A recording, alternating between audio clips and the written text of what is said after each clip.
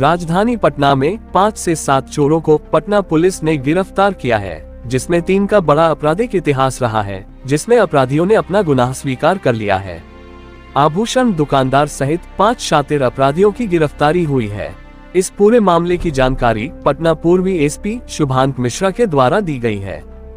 पटना जिला अंतर्गत पिछले 4-5 महीने से कुछ गृह विधि की घटनाएं हो रही थी, जिनको हम लोग लगातार उनके कार्यशैली का, अपराध शैली का हम लोग अध्ययन कर रहे थे।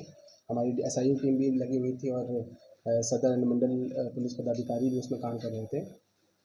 इसमें हम लोगों ने मानवीय तकनीकी दोनों ही प्रकार के साधनों को यूज़ करके इसका उद्भेदन किया है। इसमें 11 तारीख को एक मामला सामने आया जिसमें किराएदार जो रहते थे वो पर्व मनाने के लिए अपने घर गए हुए थे, तो उसी घर में घुसकर गृहभेदन की घटना की गई, जिसके संबंध में 14 तारीख को चित्रकूट नगर थाना अंतर्गत 34-24 केस दर्ज कराया गया। उसी केस के अनुसंधान में जब सारे सीसीटीवी फुटेज और अन्य तकनीकी साक्ष्यों को हम लोगों ने देखा, तो उसमें कुछ लोगों का चेहरा दिखा और टावर लोकेशन भी आई, जिसके आधार पर हम लोगों ने इसका उद्भेदन किया है।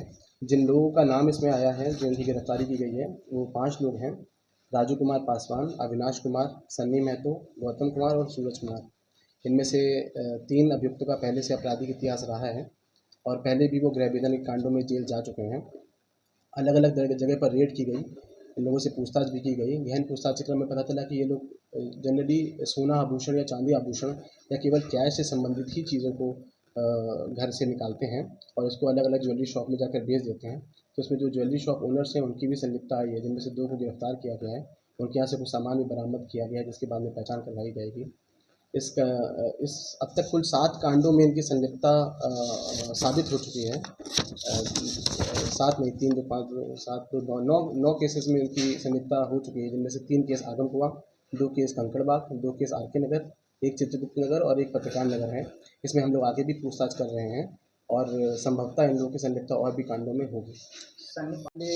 बेसिकली अभी एक स्नैचिंग के केस में जेल जा चुका है, तो उससे पहले जेल जाने से पहले ये गृहभेदन के कांडों में भी मेन लाइनर का काम करता था। तो इन लोगों का ई रिक्शा में घूम कर ये लोग चिन्हित करते हैं कि किन किन जगहों पर ताला लगा हुआ है और लोग बाहर गए हुए हैं। उन्हीं को चिन्हित करते हुए ये अन्य लोगों को सूचना देता था जो गृहभेदन के कांड में शामिल होते थे। ये नालंदा जिला के रहने वाले हैं। नालंदा छोड़ करके पटना ये लोग हर जगह पे घूमते हैं। पटना में कई बार क्या होता है कि लोग किराए पे मकान पे रहते हैं और पर्व त्यौहार मनाने के लिए अपने घर जाते हैं, तो इजी टारगेट के रूप में रहते हैं।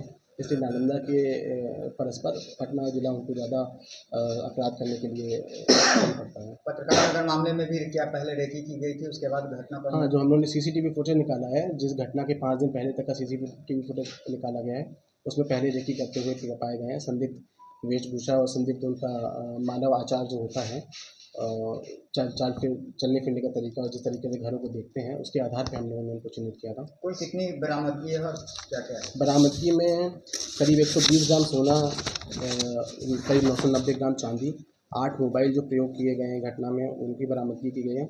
एक ज़मीन अभी रिसेंटली बेची गई, जिसके बारे में उसने स्वीकार भी किया है कि जो अपराध से ही पैसा कमाया था, उसी से एक ज़मीन खरीदी है, उसकी भी सेल डीड है और कुछ नकद बरामद हुआ है लगभग 44,000 के आसपास।